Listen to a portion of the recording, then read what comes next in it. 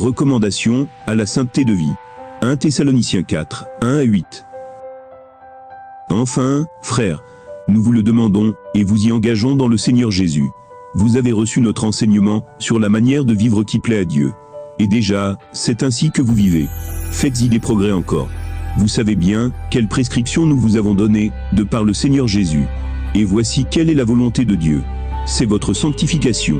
C'est que vous vous absteniez d'impudicité. Que chacun de vous sache user du corps, qui lui appartient avec sainteté et respect, sans se laisser emporter par la passion, comme font les païens qui ne connaissent pas Dieu. Que personne en cette matière ne supplante, ou ne dupe son frère. Le Seigneur tire vengeance de tout cela. Nous vous l'avons déjà dit, et attesté. Car Dieu ne nous a pas appelés à l'impureté, mais à la sanctification. Dès lors, qui rejette cela, ce n'est pas un homme qui le rejette. C'est Dieu, lui qui vous a fait le don de son Esprit Saint. L'exemple de Jésus, Hébreux 12, 1 à 4. Voilà donc pourquoi nous aussi, enveloppés que nous sommes, d'une si grande nuée de témoins, nous devons rejeter tout fardeau, et le péché qui nous assiège, et courir avec constance l'épreuve qui nous est proposée, fixant nos yeux sur le chef de notre foi, qui l'amène à la perfection, Jésus, qui au lieu de la joie qui lui était proposée, endura une croix, dont il méprisa l'infamie, et qui est assis désormais, à la droite du trône de Dieu. Songez à celui qui a enduré de la part des pécheurs, une telle contradiction, afin de ne pas défaillir, par lassitude de vos âmes. Vous n'avez pas encore résisté jusqu'au sang, dans la lutte contre le péché. La foi, et les œuvres. Jacques 2, 14 à 26. À quoi cela sert-il, mes frères, que quelqu'un dise « J'ai la foi », s'il n'a pas les œuvres? La foi peut-elle le sauver?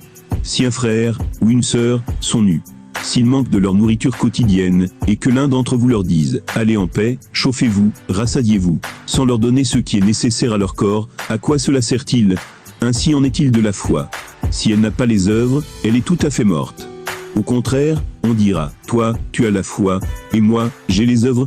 Montre-moi ta foi sans les œuvres. Moi, c'est par les œuvres que je te montrerai ma foi.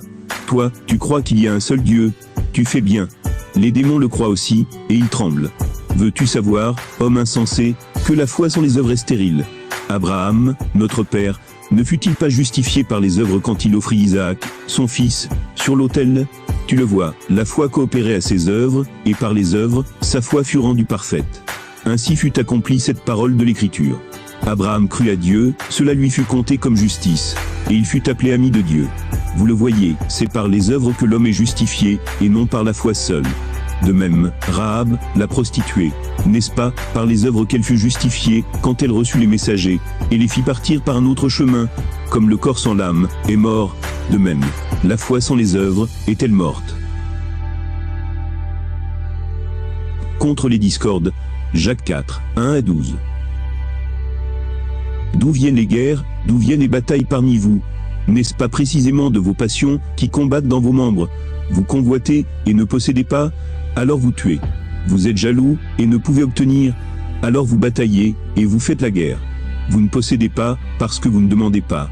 Vous demandez et ne recevez pas parce que vous demandez mal afin de dépenser pour vos passions. Adultère, ne savez-vous pas que l'amitié pour le monde est inimitié contre Dieu? Qui veut donc être ami du monde, se rend ennemi de Dieu. Penseriez-vous que l'Écriture dise en vain, Dieu désire avec jalousie l'Esprit qu'il a mis en nous? Il donne d'ailleurs une plus grande grâce, suivant la parole de l'Écriture. Dieu résiste aux orgueilleux, mais il donne sa grâce aux humbles. Soumettez-vous donc à Dieu, résistez au diable, et il fuira loin de vous. Approchez-vous de Dieu, et il s'approchera de vous. Purifiez vos mains, pécheurs. Sanctifiez vos cœurs, gens à l'âme partagée. Voyez votre misère, prenez le deuil, pleurez. Que votre rire se change en deuil, et votre joie en tristesse. Humiliez-vous devant le Seigneur, et il vous élèvera. Ne médisez pas les uns des autres, frères. Celui qui médit d'un frère, ou qui juge son frère, médit de la loi, et juge la loi.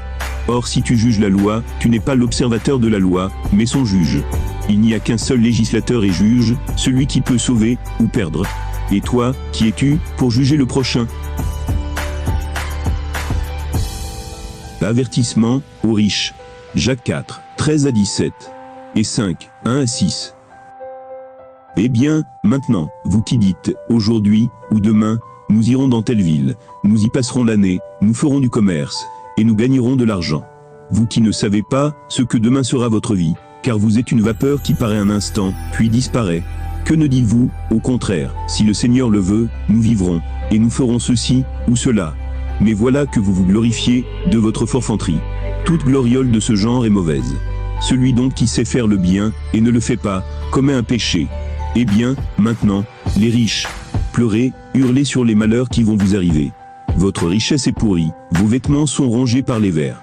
Votre or et votre argent sont rouillés. Et leur rouille témoignera contre vous. Elle dévorera vos chairs. C'est un feu que vous avez thésaurisé dans les derniers jours. Voyez le salaire dont vous avez frustré les ouvriers qui ont fauché vos champs. Cris et les clameurs des moissonneurs sont parvenus aux oreilles du Seigneur des armées. Vous avez vécu sur terre dans la mollesse et le luxe. Vous vous êtes repus au jour du carnage. Vous avez condamné, vous avez tué le juste. Il ne vous résiste pas. Luc 6, 24 à 26. Mais malheur à vous, les riches, car vous avez votre consolation. Malheur à vous, qui êtes repus maintenant, car vous aurez faim. Malheur à vous qui riez maintenant, car vous connaîtrez le deuil et les larmes.